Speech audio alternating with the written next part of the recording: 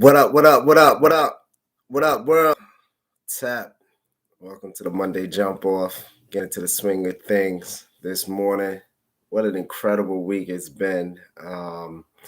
Just want to give a big shout out to my man Mike for making such a dope Brazilian Jiu Jitsu competition with his Black Sheep Cannabis Company.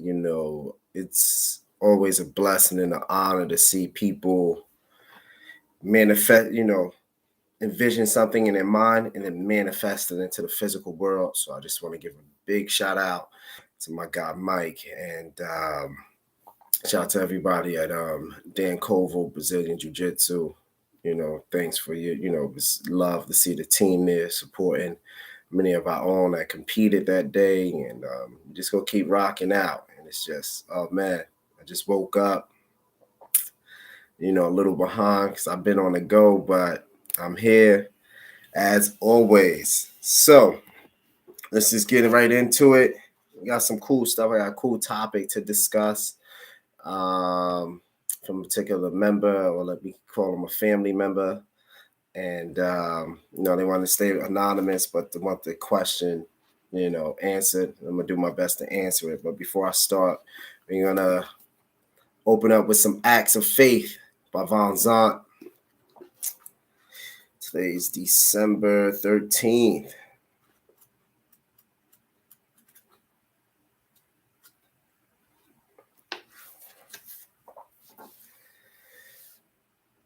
Go and open the mansion of the soul. When you find the powers of heaven, you shall sit with them. She wrote the book of Coming Forth by Day in the Kemetic tradition. That's the Ryu, Heru, and Gur, raising up from night to day. And it was taken from Dr. Malana Karenga, who authored a book called the Husia, which is it's like wisdom text.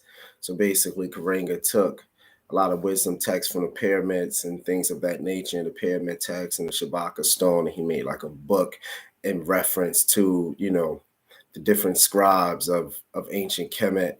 And it's a pretty good book to have on your bookshelf if you don't have it. Next is, where your treasure is, there your heart shall be. Your heart is a place of silence and communion. Your heart houses the secrets of your soul, the path of your destiny. Your heart covets your desires and places them strongly in your mind. It is the key of all you want to be. You must have faith in your heart and trust all that it says to you. Never betray your own heart, or you will find yourself lost. Your heart is the gatekeeper to your soul. It will never judge you, never doubt you, for your heart knows exactly who you are. Keep your heart light from grief. Let it guide you in all your ways. When things are not as you know they should be, retreat quietly to the resources of your heart. You make your heart a mystery. You fail to ask its advice. When your heart is heavy about a matter, you believe others can lift you up. If you really knew your heart, you would never doubt its value to you. God speaks to us through our hearts, because all that God is love. God is in the midst of me. Wherever I am, God is. It's a real powerful thing, and I definitely agree. I think a lot of the times, we try to be too cerebral, and you should be cerebral, but you gotta go with your righteous passions, right? The reason I say righteous passions, because some passions just ain't the wave and might not be of your best interest in the long run. So as long as your heart is on righteous passion and it's going along with your conscious righteous passions, you're pretty much in a good state. It doesn't matter where you end up. You're gonna end up somewhere real easy. You're gonna land light. 70% of the time, some cases 80% of the time. Yes, there is that 20 to 30%, because that's just called life, right? And life happens, and the lamb gets ate by the lion sometimes, and sometimes the lamb goes into good pastures, but then you got to transform yourself into your own beast, so you might have to stop being a lamb and become a tiger or a grizzly, hope y'all get that metaphor. So basically what I'm saying is that you have to conduct yourself in such a way that your life begins to reflect what you eternally want. And that would take for you to have some changes and transformations in your life.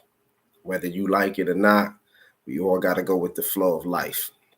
So the question I got is, can poverty be prevented? The person wanted to stay anonymous. It's funny that we was just talking about, the wealth of the heart too. So that's, frequency for sure. Synchronicity. Can poverty be prevented? In the world, there has to be winners and losers and things. In the grand scheme of thing, I truly believe nobody is poor. I think every being walking is rich, and has a cosmic destiny to bring some of that richness in the world for others. I think a lot of times we confuse material wealth with the whole goal of richness. There are a lot of depressed so-called rich people. There are a lot of insane, psychotic, so-called rich people. And then you have a lot of loving and giving people that don't have all the material things, but they are rich in heart and spirit. So poverty is a state of mind. So it just depends on your mind state. What other people deem as wealth, another person would deem as being imprisoned. How about that? What other people deem as wealth, another person might deem as being imprisoned. Yes, you should get to the money. Yes, you need to sustain and take care of your family and definitely set up an inheritance for your children. That is of the utmost importance, because life is about posterity and the continuation of success in your generation and into the earth. Absolutely. So that's not what I'm saying. But as far as people being poor, the definition of poverty is, just lack of something. So people might have poor character, have poor emotional intelligence, poor materially. I think that's what you're asking, though. Can that be prevented? Well, it just depends on what country. Most countries have running water. If you're here in America, we have running water. We have refrigerators. A lot of you have air conditioning, heated floors, cable, video game stations, video game consoles, books, all the information you'll ever need in your phone, internet, access to food and water at a grocery store or deli. You are basically 100 times richer than your ancestors ever were. How crazy is that if you think about it? And I'm just talking about across the board. Across board, you are 100% wealthier than your ancestors. Just by having those things. Think about it. You have a stove, you know what I mean? You don't have to, I guess work is a form of barter, but now you can just go to the store and buy the herbs you want. You like the spices, the fruits. So, most people's poverty is just their mental state toward it, or their confused admiration of people who created infrastructures that hire other people that bring in more wealth, right? So a really intelligent elder by the name of Mr. George Frazier. He always said your network is your net worth. I repeat, your network is your net worth. So if you want to get richer, materially richer, gain a skill. Stop thinking it's a fast track thing. Understand you have to be a part of something for the long haul and still be developing yourself and your relationships. A lot of people, you can only get as far as the people you converse with. You can only go as far as the people you hang around with. You can only see as far as the people that have a particular vision that's around you. So your network becomes your net worth. Yeah. So can poverty be prevented? Yes, in a lot of different ways. A lot of different ways. Can it be materially prevented? I believe it can, because they said the average person only needs to make 70,000 to be happy, to have nice travel trips, to cover things for their kids. So by average of Forbes and Wall Street Journal, if 70,000 is the goal, I think everybody can hit 70,000. Will everybody hit 70,000? No. But at some point in life, I do believe most people will touch 70 or better. Absolutely. And that's okay, because it doesn't matter. Everybody wants everything in their 20s. But as you realize, you're kind of crazy in your 20s, So a lot of things come later to you in your life, pretty much prevented a lot of bad things from being a part of your life. It kind of saved your life. So if you got it in your 30s or your 40s or your 50s, man, that's a blessing. You still got there, So just stick it out. It's just, your network is your net worth. If you knew somebody who was on the crypto thing and they said, yo, $300 on this particular coin, whatever it is, and that coin was like 0.005, 0.005, and you just put $400 on it, and then it just went to 10 cents, and now you up like $20,000.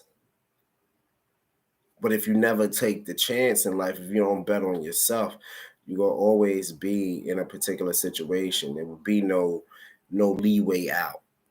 You know what I mean? And if you're ungrateful for what you have, you will always be ungrateful, even if you have all the money in the world. Like those things don't change. Character things don't change. So it's not a money thing a lot of the times, it's a character thing. And it's the ability to know that your skills will get you through. It's a belief. It's the power of belief. And it's the power of what you invested in yourself. So can poverty be prevented? Are people actually poor? I guess is my question. If they are of sound mind and sound body, are they actually poor? Or is their poverty coming from just environmental, meaning who they're hanging around and their belief system? A lot of times people belief system is hindering to them. You would never hear me say money is the root of all evil, or even the love of it is the root of all evil. Nah, piss poor character is just what brings evil. Confused admiration. Confused admiration comes in the form of jealousy, hatred, and envy. And you see it a lot. Confused admiration, because that means you just don't appreciate the things you have. You go risk years off of your life for, all right, $100,000. We've all made $100,000.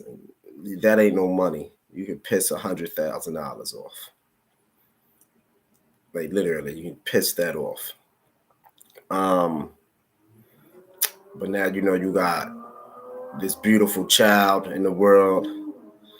You got your mom out here in the world. You got your dad out here in the world. making it or made a way for you to even exist in this lifetime, whether good or bad. You exist now in this lifetime, but now you have another human organism running around, and all they want is time. So from the ages of 1 to 7, most children don't care too much about money unless unless the parents makes a big deal out of it. They just want time. They just want you to put them on the shoulder and play and build Legos and toss them around and read to them and teach them about the earth and why the light bulb comes on, and take them foraging and do fly things with your children. you know but now we're not risking 10 years of our life for 100K. You understand? You could piss away 100K in a day. Actually, you piss away 100K in about an hour. Literally, maybe 30 minutes. But those years off of your life, sitting in the cell, that's hell. It's hell. That is hell. Because if you're doing like a 10-year bid from some type of fraudulent thing and it only ended up being 100K, nah, that ain't it. That ain't it. You might as well, that just ain't it. So sometimes the quest for fast money is what imprisons you. Doing things that allow your money to go out and make money is what's going to free you up, free your time up. You could be places that you've never been and been around people that you think you would never see. And your attitude and your skills, what you really work and strive for, is going to just always put you in a much better position, always, in how you handle the fears of life. Not even is it the fears, I guess the anxieties of life. Being consistent with doing something in life is always make you a lot richer in character and emotions and physical ability, and then everything else just tends to just play its part. You know what I mean? For sure. So focus on being a dope human being. And that's my answer to poverty. But no, I do not think it's about that proverbial pulling yourself up from your bootstrap nonsense. Nah. It's more so skill meets will meets human connections to position yourself meets patience. And then that's it. Your number's called, you go. So, get your business together, your business accounts together. And I like a good banking company like Brex. I use Brex. And yeah, it's about what we make it and about the skills that we build onto. And it's all love. So I hope that answered your question. I know went on a tangent a little bit, but I was really trying to get the point across about poverty comes in different forms, and it's the poverty of the character that's just the most important, not necessarily the poverty of material things, but that character really, how we see the world as human beings and what we plan on leave to the world for the next generation really is what matters the most. So I'm Kapresh. This has been the Monday Jump Off number 48. Thanks for rocking with me. I am going to go work out now. I'm going to push through. And it's just one life, one love, and you are the king or queen in your own existence. Keep rocking, folks. Peace.